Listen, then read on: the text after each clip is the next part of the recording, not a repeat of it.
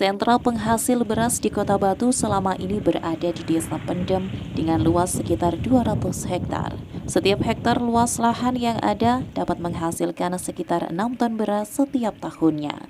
Namun ancaman berkurangnya lahan produksi dapat terjadi seiring dengan pesatnya pembangunan yang ada. Kepala Desa Pendem Tri Wahyono Effendi berharap kepada masyarakat dapat mempertahankan lahan sawah yang ada. Meski begitu, dia memahami kebutuhan ekonomi masyarakat semakin kompleks, maka tidak menutup kemungkinan ada saja orang-orang yang menjual lahan sawahnya.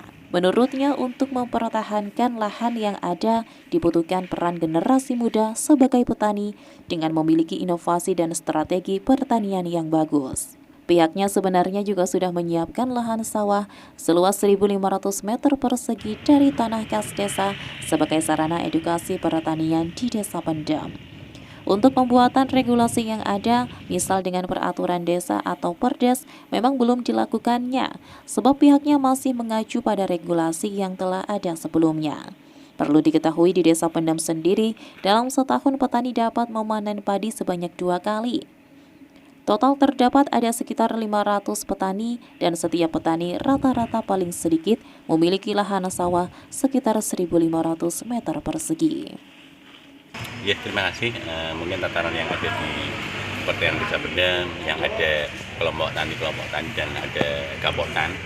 Ini upaya masyarakat kita petani yang menjadikan suatu bentuk kelompok untuk menanam padi, dan padi setelah nanti proses masa panen kita percepat untuk mekanisme proses untuk produksi beras. Ini yang saat ini khususnya yang ada di Lumbung Bumi Pendem, ini ada lumbung terpadu. Itu juga ada untuk penggilingan padinya, dan kita tataran saat ini mempunyai beras sehat yang ada di kelompok tani Wijiaji Bumi Pendem. Karena yang saat ini kita lakukan bersama kelompok tani dan kapotan, upaya memberikan suatu informasi karena Pendem sebagai penopang pangan atau sebagai lumbung padi, kita tetap pertahankan itu gimana ke depan, termasuk juga nanti ada penataan perda RT/RW yang terkait masalah kawasan hijau, kawasan nanti yang masih dipertahankan menyangkut masalah lahan pertanian yang produktif. Dari Kota Batu, Sahrul Aldo Revaldin, ATV melaporkan.